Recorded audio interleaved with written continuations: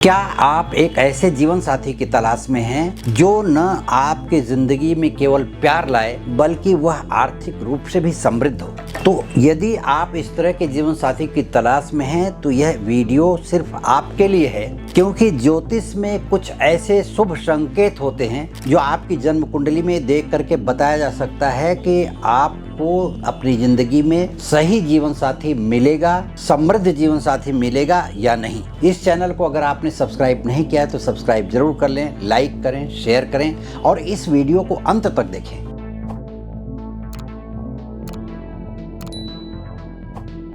एकादश भाव में हो, द्वितीय में हो, चतुर्थ में हो या पंचम भाव में जाकर के बैठा हो तो ऐसे व्यक्ति के जीवन साथी भी अत्यधिक धनवान मिलते हैं। इन पांचों बिंदुओं का आपकी जन्म कुंडली में होना आपके धनवान जीवन साथी होने के संकेत देते हैं। अपने घर में रात्रि को 11:30 के बाद माता लक्ष्मी की फोटो के सामने घी का दीपक जला करके। नमस्कार, मैं ज्योतिषी आर्य सोनी पिछले 41 वर्षों से यंत्र मंत्र तंत्र रत्न दान दक्षिणा पूजा पाठ होम हवन जप तप और रुद्राक्ष के द्वारा लोगों की समस्याओं का समाधान करता आ रहा हूँ।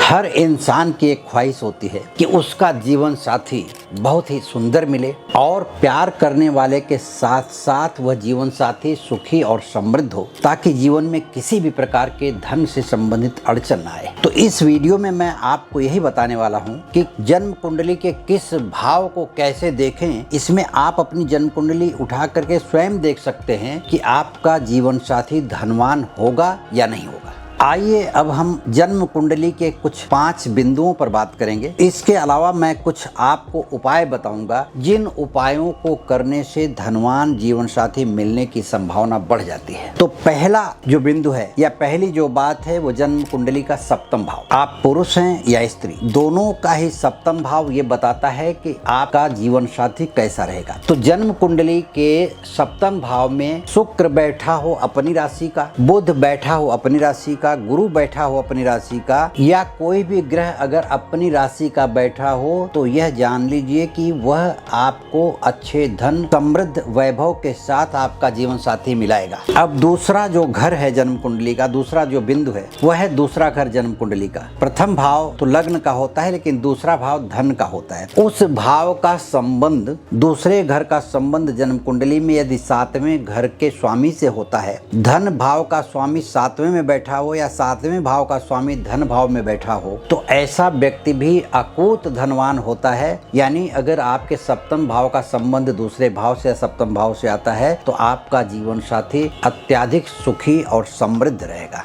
तीसरे बिंदु की बात करें जन्म कुंडली में तो सप्तम घर का मालिक वृषभ राशि में हो या तुला राशि में, नवम भाव में हो, एकादश भाव में हो, द्वितीय में हो, चतुर्थ में हो या पंचम भाव में जाकर के बैठा हो तो ऐसे व्यक्ति के जीवन साथी भी अत्यधिक धनवान मिलते हैं और जीवन साथी से कभी भी धन की कमी की आवश्यकता महसूस नहीं होती। चौथा बिंदु जो है जन्म कुंडली का वह है शुक्र और गुरु ग्रह को लेकर के। जहां शुक्र बहुत ही अच्छे प्रेम का कारक है वहीं गुरु धन का कारक है। जन्म कुंडली में गुरु और शुक्र दोनों ही सप्तम भाव पर दृष्टि देते हों या सप्तमेश उनके साथ बैठे हों तो ऐसे व्यक्ति का जीवन साथी अत्यधिक धनवान, गुणवान और प्रेम वाला होता है, जो प्रेम के साथ साथ धन भी उसके पास रहता है और अपने जीवन साथी पर वो धन खर्च करने में कभी भी हिचकता नहीं। पांचवा बिंदु है जन्म कुंडली का कि चतुर्थ और नवम भाव का संबंध। यदि जन्म कुंडली में चतुर्थ भाव का स्वामी नवम भाव में और नवम भाव का स्वामी चतुर्थ भाव में बैठा हो तो ऐसे व्यक्ति का जीवन साथी अत्यधिक धनवान होने के साथ साथ अकूत अचल संपत्ति का मालिक होता है। ऐसे लोगों के पास जैसे महल जैसे घर होते हैं और बहुत ही लग्जरी लाइफ, वाहन सुख जिसे हम शास्त्रों में रथ का सुख कहा जाता है। इन जो 5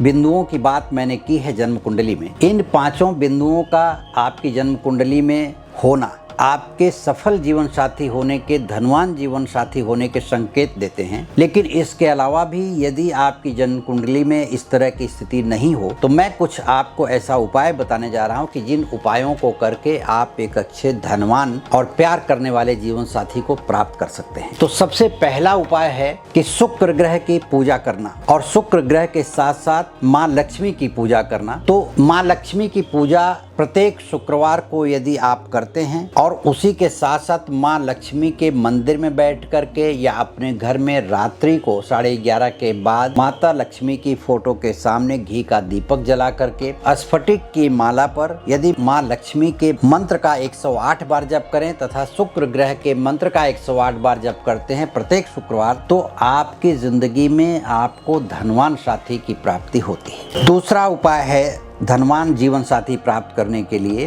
कि भगवान शिव के मंदिर में जाकर के शिवलिंग पर दही का लेप करें, यानी दही से शिव जी के पिंड का अभिषेक करें। अपने दोनों हाथों से शिवलिंग को दही का लेपन करें, फिर उसके बाद शुद्ध जल से स्नान करा करके शिव जी के पिंड पर बेलपत्र और सफेद फूल अर्पण करें। कपूर जला करके, अगरबत्ती जला करके वहां पर ओम नमः शिवाय के मंत्र का 108 बार जप करते हैं। यह क्रिया 11 शुक्रवार करें तो आपकी जन्म कुंडली में यदि योग नहीं होगा तो भी आपको समृद्ध और सुखी जीवन साथी मिल जाएगा। यदि आप मुझसे व्यक्तिगत रूप से संपर्क करना चाहते हैं या जन्म कुंडली का विश्लेषण करवाना चाहते हैं तो वीडियो के नीचे दिए गए लिंक पर क्लिक करके आप मुझसे संपर्क कर सकते हैं। इस चैनल को अगर आपने सब्सक्राइब नहीं किया है तो सब्सक्राइब जरूर कर लें, लाइक करें, शेयर करें। आपके जो विचार हों वो कमेंट बॉक्स में लिख करके मुझे भेज दें ताकि मैं उसका जवाब दे सकूं आपको। धन्यवाद, नमस्कार।